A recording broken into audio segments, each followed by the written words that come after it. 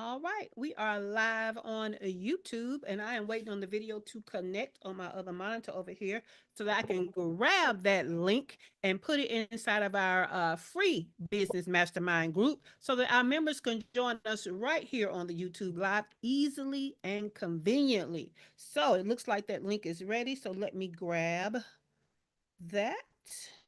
I can find my mouse. Okay, there it is. I mean, my cursor. All right, got it. So let's put that in the group.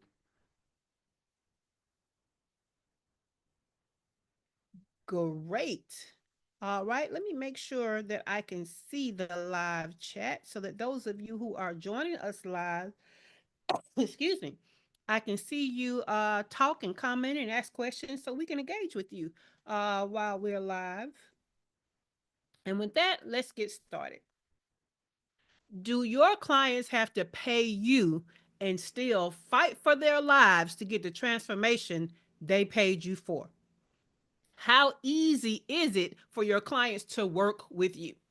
Today, we're answering the question, how can you make things as easy as possible for your clients to work with you while they get your service? Okay, so we're going to answer that with client first clarity for building systems that pay. And it's all coming from this week's blog, Client First Clarity: Turn Confusion into Consistent Cash Flow. So if you want to follow along, you can go to shaycannon.com/client. That is shaycannon.com/client. Now, all this week, we have taken a page out of Jeff Bezos' strategies that made Amazon the big power that it is. He had some things that he had as goals to make that business work. And one of those that really worked well was to be customer obsessed. Okay. We want to know all the things about our clients. And so in part one, what I taught you was how to come up with this 20 to 40 traits of knowing your ideal client, because that is important. We have to know without a shadow of a doubt who we're servicing. And so turn confusion into consistent cash flow is all about, because we know so much about them and we know them so well, we can answer questions based on that knowledge. We know what offer to give them. We know what bonuses to add. We know what price to add to it. We know what the process needs to be. We know how they want to be serviced, how they don't want to be serviced. We know all of these things. And I'm calling that client first clarity. All right. So all this week, we've been using that client first clarity in different ways. In part one, not only did we go through ways of getting that 20 to 40 traits, but we talked about how to use that for long-term thinking. I gave you 10 strategies. I also gave you a chat GPT prompt. So if you need a long-term thinking based on your client first clarity, go back to part one. All right. If you want to use that client first clarity to create relentless innovation, right? You always want to be thinking forward. You always want to bring the new in for your clients to take value from. Then you want part two. That was relentless innovation. I gave you 10 strategies. I gave you a chat GPT prompt. So go back to part two if you want relentless innovation. Now, yesterday was part three. And what we talked about was efficiency and speed. Okay, efficiency and speed. How can we make time be one of the greatest things that we highlight as the value of working with us? Efficiency and speed. Gave you 10 strategies, then gave you a chat GPT prompt. So if you want to know how to add efficiency and speed to your offers and your results, go back to part three. Today is part four. We are ending this four-part series, and what we're doing is now we're using our client first clarity to build systems. Now, some of these are systems that directly touch the client, and some of these are systems that kind of indirectly touch them but benefit them. All right. So keep that in mind. So that's how it's a little different than the speed and efficiency from yesterday. Okay. Now, building systems that scale with client needs is where clarity meets sustainability. It's the art of designing a business that grows without breaking under its own success. A client first, clarity driven business doesn't just respond to current needs, it anticipates future ones and creates structures that can adapt with ease. This kind of scalability turns consistency into confidence for you and your clients. It ensures that as your demand increases, the quality of your service doesn't waver and your energy doesn't drain. So it's about giving them stuff that's going to work and stuff that won't make you go down the drain either, okay? So when your systems support both the client experience and your capacity to deliver that experience, growth becomes steady, sustainable, and far more profitable. Okay. Now, that's what's in the blog, but here on the morning show, we give you more. We go beyond the blog. So let me pull up these strategies. Now, the first thing I want to remind you of is the client journey. But I gave you links to 3 different blog posts, past blog posts I think will help you to start thinking about what systems do you want to add your client obsession into. So, of course, I brought back the client journey, but today we're going to go through that. But I also brought back a past blog post about the areas of your business that you need to be looking at, okay? Because the areas of your business for us solopreneurs or us entrepreneurs with small teams, they need to mirror corporate departments, right? You might not have a tech department, a marketing department, whatever, but you should darn sure have a focus as an area of your business. So I have a past blog post that talks about that. I have a past blog post that talks about business structure in those areas. So those are helping you to kind of pick, okay, when I know all of these things that we talked about in part 1 about my client, how do I apply all of that knowledge to have better business systems? Well, you're going to go through the client journey. You're going to go through the areas. You're going to go through the structure for the areas. Okay.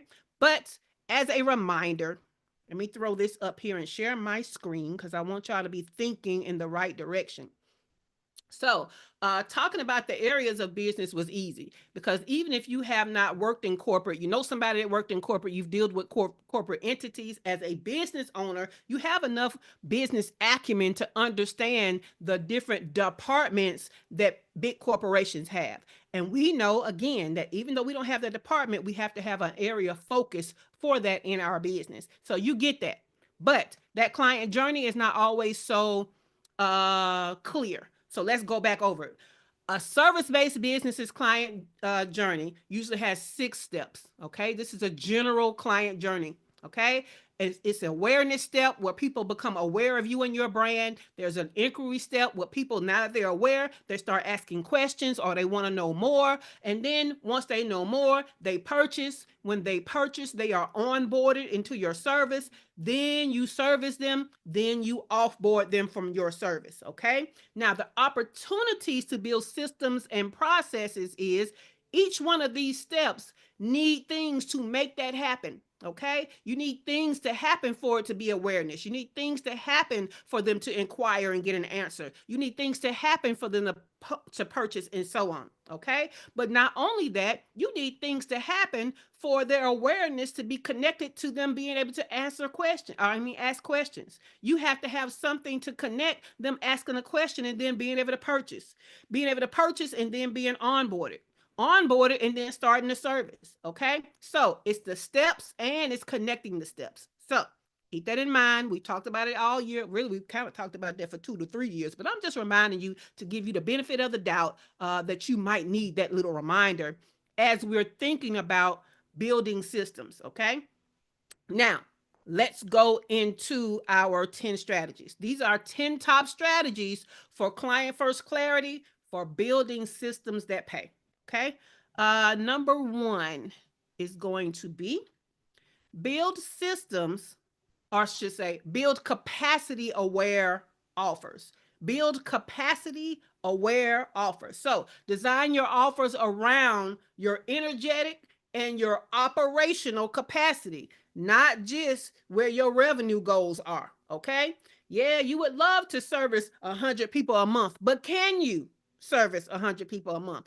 Even if you have all the systems in place, do you have the energy to service 100 people a month? So that's what I mean by capacity aware offers. Be aware of the capacity before you put an offer out there so you can stop it before it goes over capacity.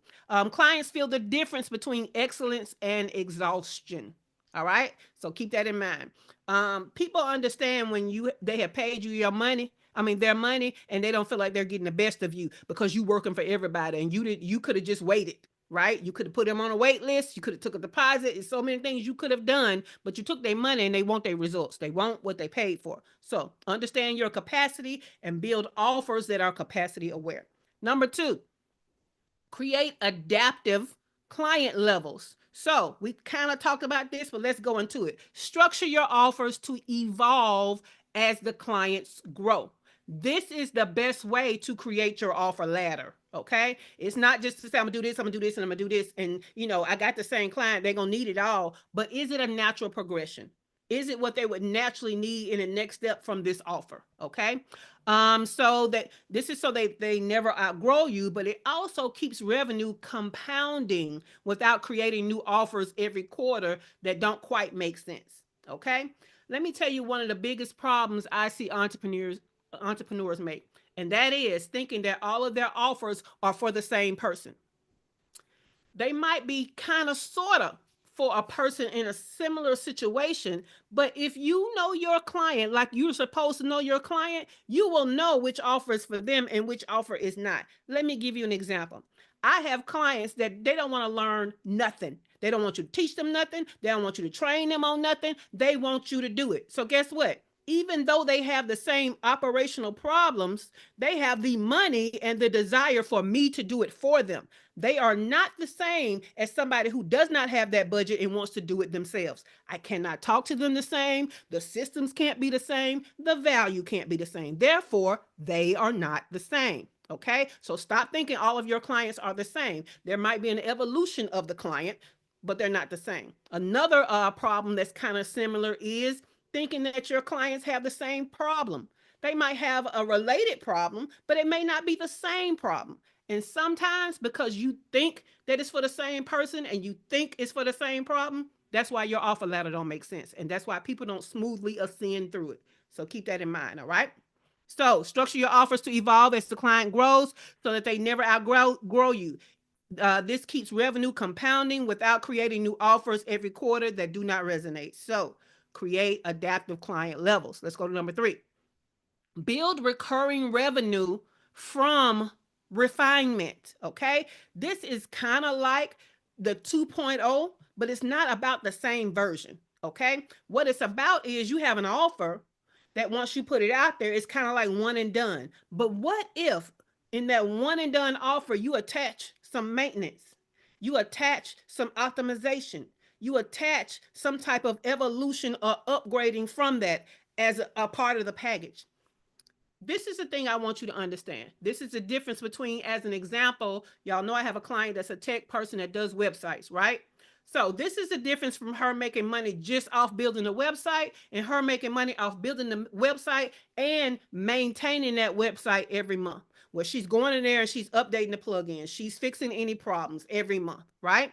Or it could be the difference between building somebody's website on their own hosting or building the website and you host it, which means they got to pay you every month for their hosting. What I want you to understand is I don't care what your business model is, you need to figure out how to have some type of recurring revenue. If all you're doing is these one and done services, that's what's going to keep you in that race to hunt and eat all the time, and that race gets tiring. So you need to build some type of recurring revenue. And again, it could be based on that one and done thing that you sold getting better or being serviced or staying safe. So think in terms of those things. Okay, number three, create an ease filter for every decision. It's kind of like that easy button, right? We've seen the commercial with the easy button. So before you add, ask. Before you add, ask. So does this make the experience easier for my client and lighter for me? Or does this make it lighter for me but harder for my client, or easy for my client and harder for me? The goal is easy for both of y'all. Okay. Now, I'll give you an example. So, for our paid membership, it's all about achieving goals, not just time management, which I don't believe in that. But anyway, it's not just time management, perceived time management. It's about achieving goals. Because if we're not using our time in ways that help us to move forward with our goals, then what are we doing? Right. So, at one point, I asked the members, I was like, okay, one of the things that they say is a successful thing to do with goals is getting up in the morning and kind of setting your intentions, meditating, but also deciding every morning, like, what are going to be your priorities that you work on a day towards your goal, right? I asked the membership, I was like, all right, are y'all interested in a 5 a.m. or 6 a.m. goal setting, like, quick meeting? The motherfuckers told me no, and some of them motherfuckers is on this in the studio right now. It was like no, because guess what? It wasn't easy for them. It also wasn't easy for me, right? Look at Dr. Tachi with the eyes. It wasn't just you. It was Heather. It was Cheryl. It was Shawana. Dr. LaFerre. None of them was like, get up early in the morning. No. So some things seem like a good idea. It might even be data behind it that says it would be a great idea to do it. But if your folks don't want to do it, it's not valuable. If you don't want to do it, or you got an attitude when you do it, which probably would have been me, it's probably not going to hold as much value. Okay. So that was just one example of, find an ease filter where you make sure it's easeful for your clients, but also easeful for you. All right. Who is it? Heather. Heather said, I'm sure I don't know what you mean. Right. Whatever. She said, my little love is awake. Catch you later. All right, Heather. All right, number 5, design clarity-based delegation. Design clarity-based delegation. Now, let me tell you, those of you that put SOPs in place and document processes, I love you.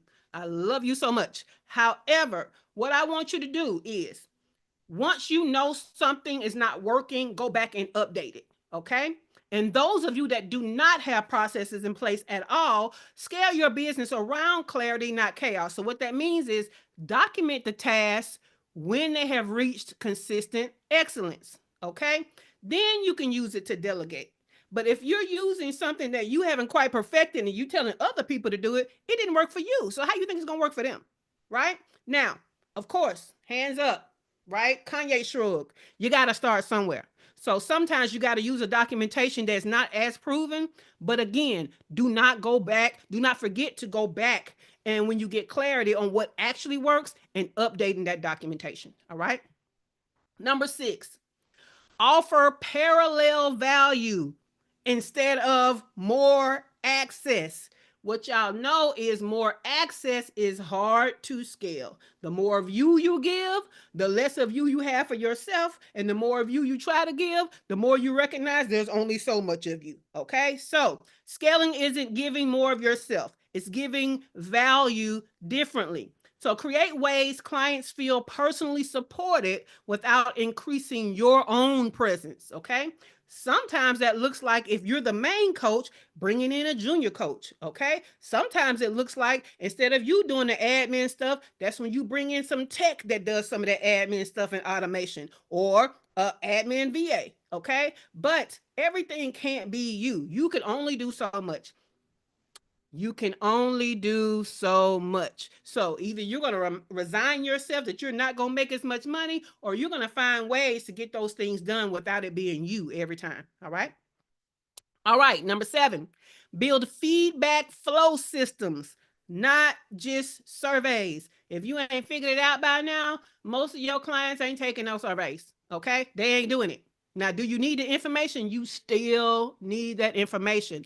That is data that you need, that's going to help you to perfect what you know about your client that you're calling yourself obsessed about. Okay. So replace afterthought surveys with real-time touch points that let clients shape their experience while it's happening. All right. I don't even really use surveys. I ask in the moment. I ask on video. I ask live. I ask during the group coaching. I ask during the morning show. Okay. I ask during the workshop. Start making sure that you have a touch point that makes sure that you ask stuff. Okay.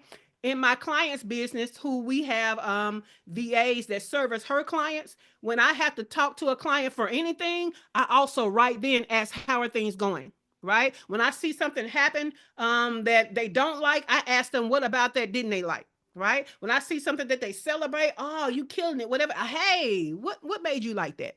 Okay, start asking as a touch point and in the moment, because if you ask them later, they're not even gonna remember. Okay, all right, let's go to number 8. Build flexibility into your frameworks. So rigid systems can sometimes create resentment. Allow clients to self-select delivery timing, communication preferences, or pace within structured parameters. Now, let me give you an example of that. They not finna run your business, okay? That's not what we're doing.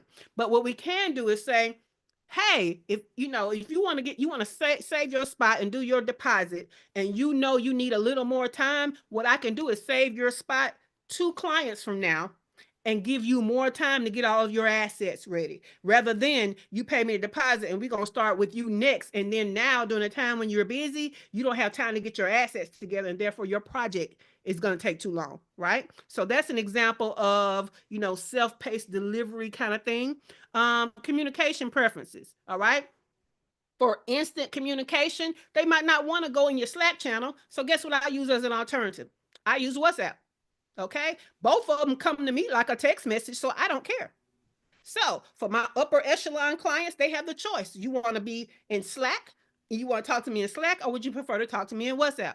Now, where you can't talk to me no matter what is in Facebook Messenger. I don't want to talk to you in Facebook Messenger. I'll be over there playing and talking about Reese's Cups in Asia. I don't want to talk to you about no work over there. Okay, so that's an example of the communication preferences where you can give a little leeway and give a choice. What about pace within structured? What about the pace, right?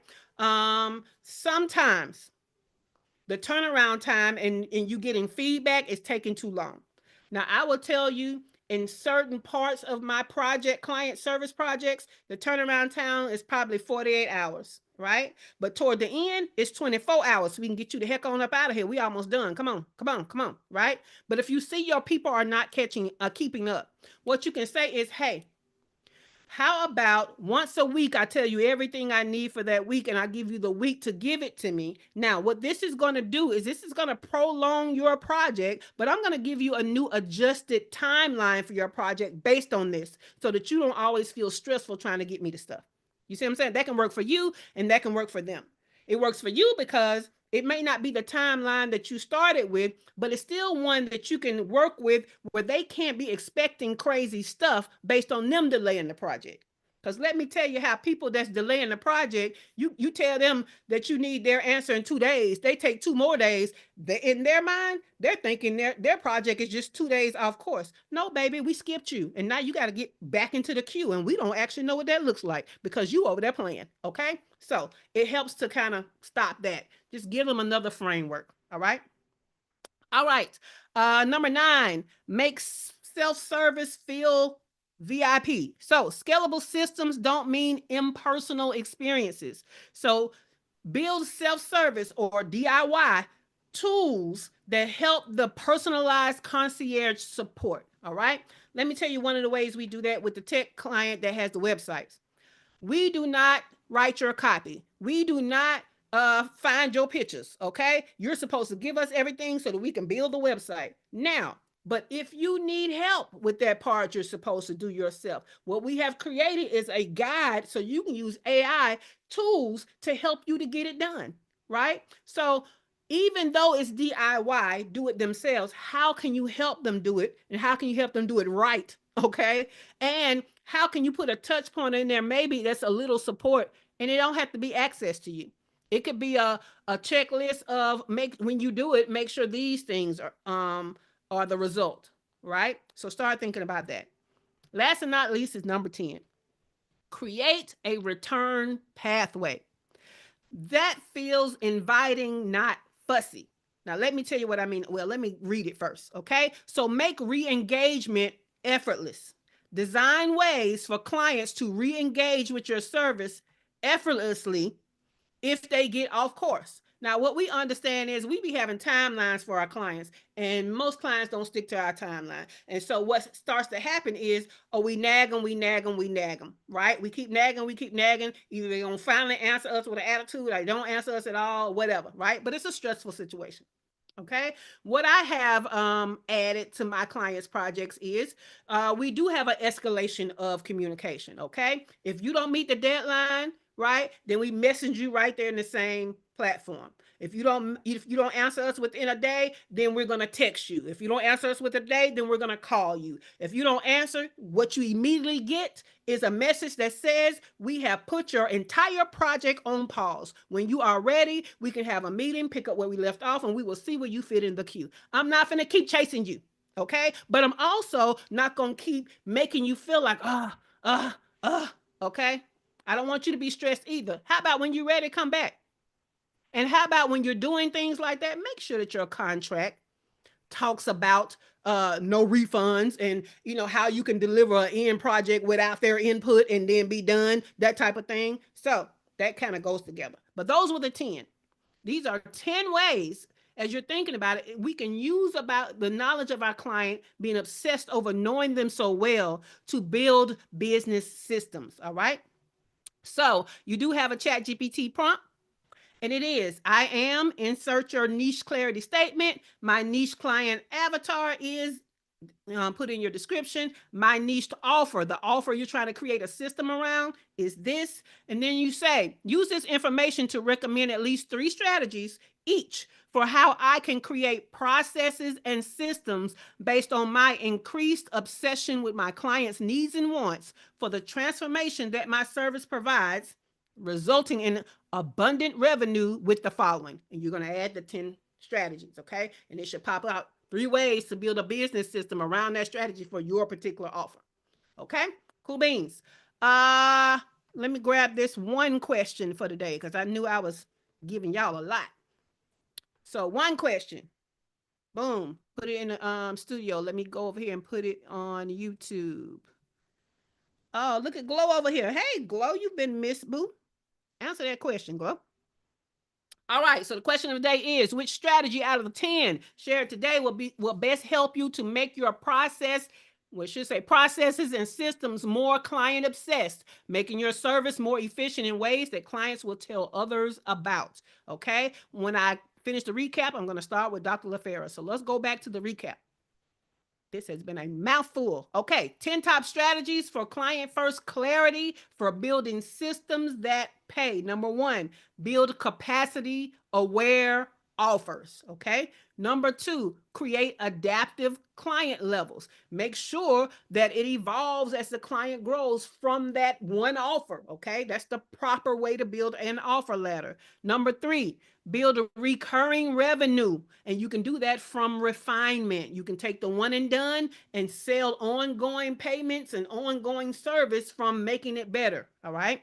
Number 4, create an ease filter for every decision. So when you have a decision to make about how you're going to change something, ask them, will it be easeful for them? And then also ask yourself, will it be easeful for you to deliver? Okay. Number 5, design clarity based delegation. Yes, I want you to document. Yes, I want you to have SOPs. But the moment that it becomes clear that that doesn't work, I need you to either update it, or I want you to take your delegation and delegate and document what works. Number 6, offer parallel value instead of more access. So what will be valuable in lieu of it always being you giving something? And I'm telling you, y'all know my go-to is custom GPTs. Everything that I teach you in a workshop is most likely put into a custom GPT for you to then go and ask that questions instead of asking me. I'm no longer available after the last day of the workshop. Okay.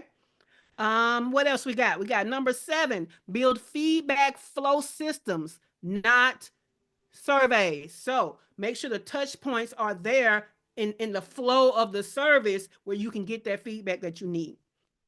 All right. Number 8, build flexibility into your frameworks. Have more than one way to give a service, whether either it's a longer way of doing it, whether the touch points are so often, whatever. Find ways where you can kind of adapt it for a client that may be in need of that. Okay.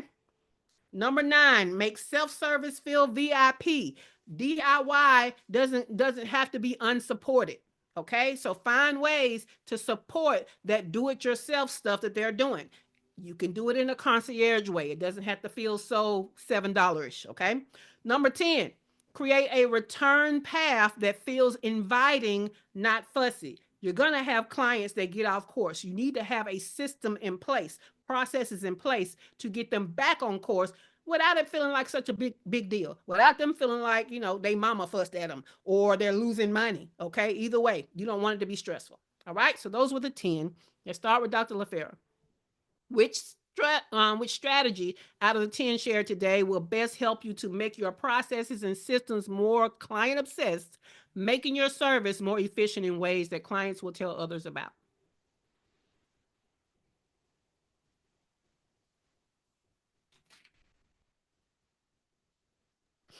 Good morning. You said make it more It's in the efficient chat, in like ways that always, clients would like tell. every day. It's in the chat. Okay, chat. Um, so all right, tell others about. Got it. Um, so I chose adaptive client levels as number two. Um, Mm-hmm. the workshop this weekend kind of helped Yeah. make that a little bit more easy to do. Um, then the capacity where offers. I know what I think I want, but gotta figure out how to make it to where like I can do it and do it well. And then um also maybe it was number six, parallel instead of more assets.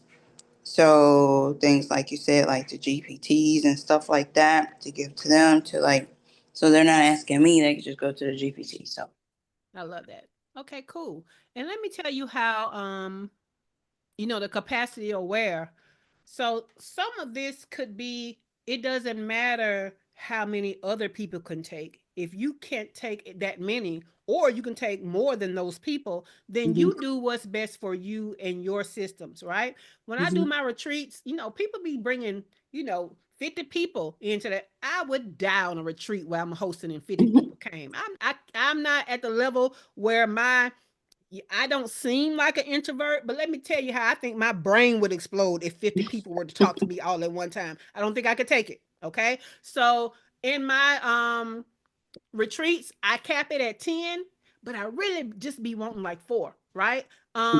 Coming up when I release the retreat, which is supposed to be tomorrow, we'll see. I'm gonna have 4 VIP slots and then 4 regular slots for a total of 8. I can do that, right? So that means not all 8 people are talking to me as often. It's only really 4, and the 8 is when we do group stuff, right? So I've kind of figured out what is my capacity with my energy and with my operations. So my operation could take way more people than my brain and myself and my energy could take. It is okay if you are going to limit and cap off what your capacity is. But another thing is, if your capacity is going to be smaller, that means you should have the capacity to give more to that smaller amount of people. Therefore, raise that price, baby. Okay?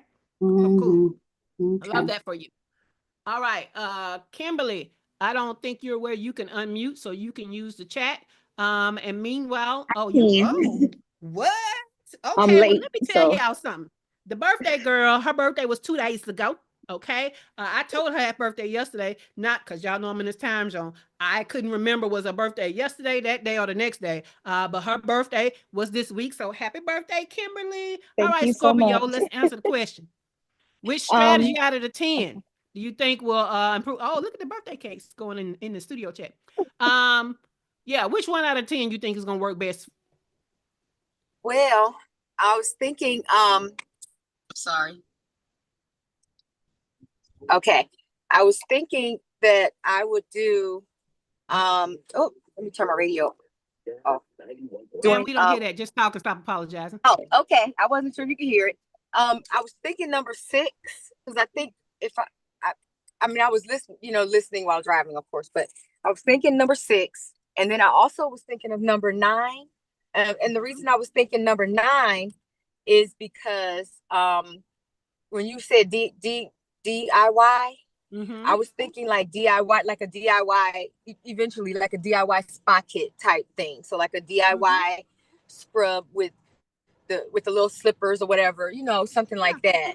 I like it. Little foot spa. Go on with it. I Yeah, love it. yeah, Mm-hmm. yeah. So And I that number can't remember 9 what. was the make self service feel VIP, but number 6 was parallel value instead of more access. So tell us how you're gonna do that. Um. Well, I was maybe I got it confused. Then I was thinking number six was well, parallel value is I guess that would be like additional offers along with the product offer. Um. Maybe something. You That's know. more of your adaptive client level. So that's more Okay. number 2. But yeah, I Okay. love that. Tell me Well, how. I was thinking like maybe offering some additional service, maybe something, um, maybe do like a collaboration with my podiatrist who said he would maybe do some a different, maybe add on a oh God, my mind is now I can't remember what I was gonna say. You could I'm just sorry. say collaboration with a foot person. I like that. A collaboration with a Yeah, foot expert, an yeah, actual foot doctor. I like yeah. that. You don't have to go into the details. That's enough for us Okay, to understand. okay. Okay, thank you. Well, Thank you. when you get a chance, look at the chat. Everybody's celebrating your birthday for you. Okay.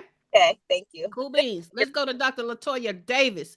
Dr. Latoya Davis, which strategy out of the 10 shared today will best help you to make your processes and systems more client obsessed, making your service more efficient in ways that clients will tell others about?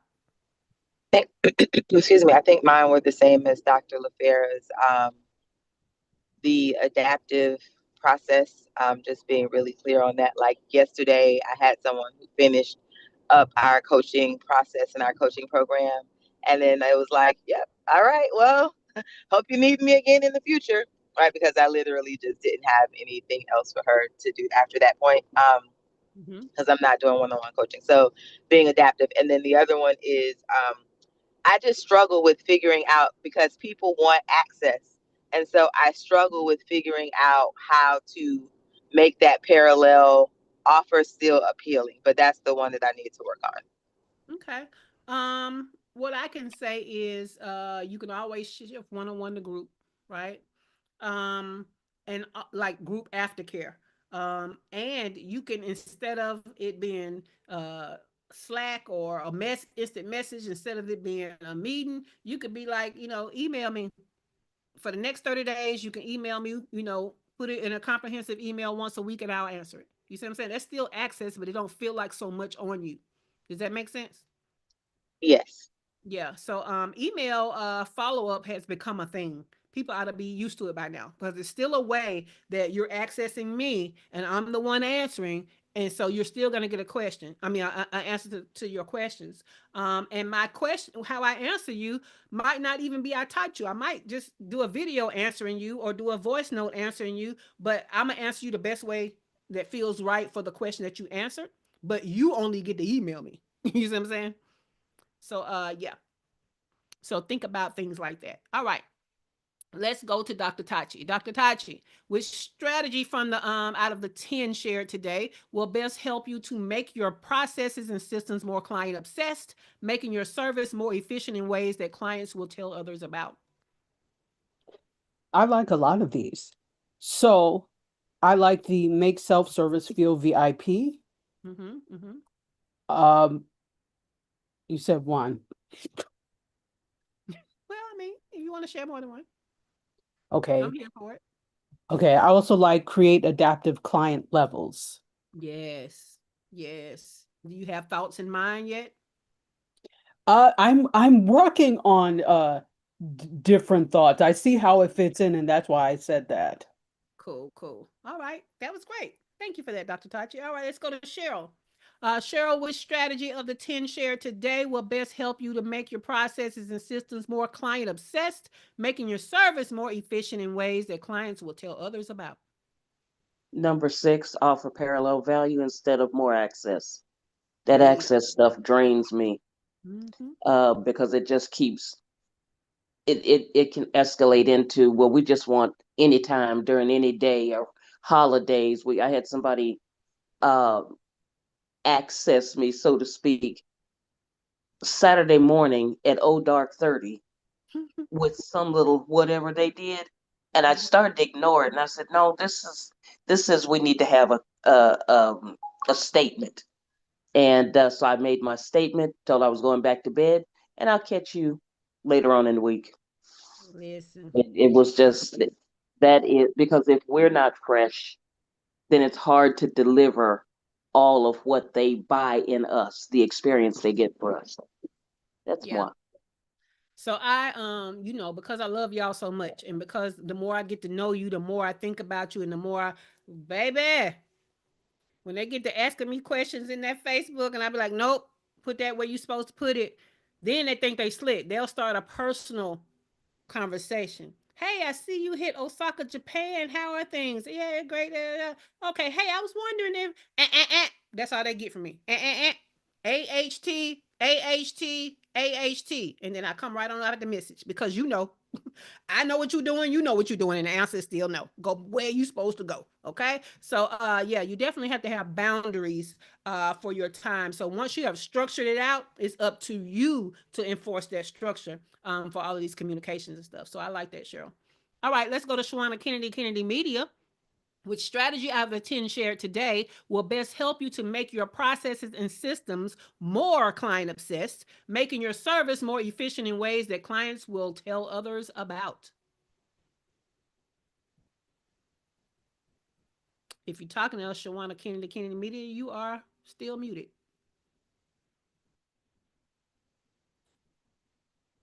Okay, we don't know what Shawana over there doing. So we're gonna go to YouTube. Glow is over here. Just look, we been missing her. She been missing us because she just over here talking up a storm. So she done told me happy birthday. My birthday was at the top of the month. She done told Kimberly happy birthday. So Glow says happy birthday, Kimberly. And then she said, yeah, she had a retreat. 50 people would be too much for her too. But she's thinking about doing one that is 10 of. She got one coming up that's gonna be 10 people. And she says she has the host for 3 days. Cool beans. Now, when it comes to the strategy, she picked number 3, number 5, and number 7. So number 3 was building recurring revenue from refinement. Number 5 was design clarity based delegation. That's back to that documentation and those SOPs. And number 7 was build feedback flow systems, not surveys. Yeah, I love that. I love that, Glow. Especially for like your locks and stuff. Like when you give that client that mirror at the end to ask them, ask them what do they like about it.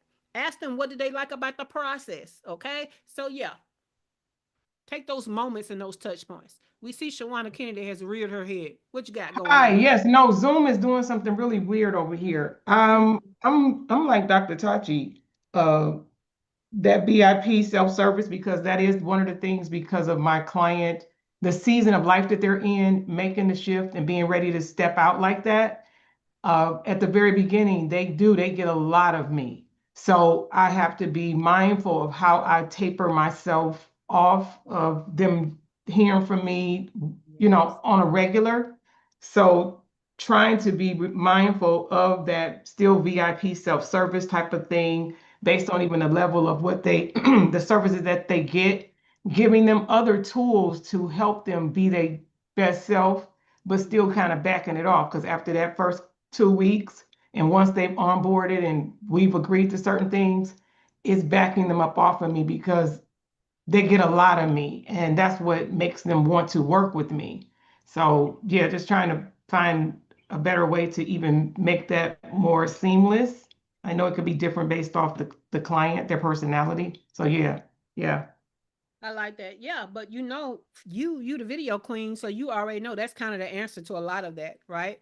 Like even the way I'm about to revamp our paid membership is there are going to be more videos teaching you how to use each of the tools. Because what I have found is when we meet and I remind y'all about the tools, y'all be like, "Oh, I saw it, but I didn't know how to use it." Well, how to use it was in the train, but okay. I mean, I tell you how to use it every time we okay. You know what I'm saying? So that what that tells me is there needs to be a video there for each one of them. And I started it with, when I created you guys as a sauna board for the sprints or whatever, I went ahead and created a video showing you how to download it, how to import it, how to use it. And I feel like I need to do that for each one, because even though those tools are DIY tools, I can put a little more concierge support in there via video. So yeah, we all can do that. Kimberly said, call me out. Why don't you? It ain't just you, Kimberly, but yeah, it's you. But not just you, but yeah, it's you. And so again, it's nothing wrong with people expressing the obstacle they have with using the things that's supposed to support them. But we're supposed to use that expression to make our stuff better. So yeah, I'm just really good at listening and then applying something.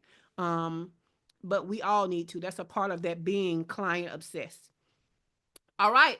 So, does anybody have any questions about this week? Because we all need to be way more client obsessed, and we need to use that obsession to create long term thinking for our offers and our business. We need to use that obsession to create relentless innovation. We need to use that obsession to create more efficiency and speed around our offers. We need to use that obsession to build more systems that are more compatible and there for what they need. So any questions, value adds, or aha moments about being client obsessed? Taking a page out of Jeff Bezos' book. Let me see if anybody got anything to say. Let me see here. Let me also go ahead and pull, because you know y'all say I don't give y'all enough um time to do stuff. So I'm gonna pull up this video that we're gonna watch tonight. I think it's in here. Uh oh. I don't see it. It's taking too long. So it'll be, I'm gonna put it in the group directly after the morning show. But what we're watching is The Wolf of Wall Street, not the movie, but the person, the real person. His name is Jordan Belfort.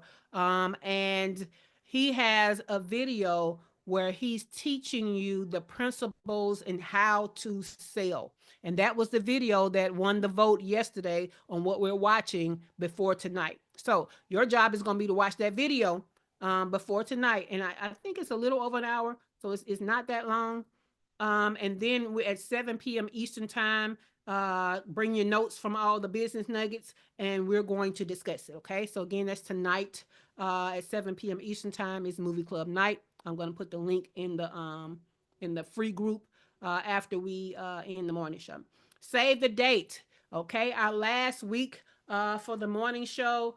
We got 2 weeks left, really. Next week is the last week that we're doing it based on a blog. The final week, we are out the first 2 days for the holiday, but the second 2 days, we're going to do our one thing live training, where you're going to bring to me the one obstacle you think in your business is keeping you from either your first figures or going beyond 6 figures. Okay. So we're going to do that on the November 12th and November 13th. So put that on your calendar. It's your chance live to get coaching. Even though you haven't paid for a coaching program, you have the opportunity. All right. But on the 13th, the last day, we're also going to add to the One Thing Live coaching and farewell to the morning show in the format that it is in. All right. November 15th, save that date. That is going to be our winter boot camp intensive. And it's all about 2026. I've named it Your Big Fat Money Year Planning. We're going to plan the year, the quarters, the months, the weeks, and the days. You're going to have a huge structure for 2026 before you ever go into it. All right. That link is going to be available next week. Okay.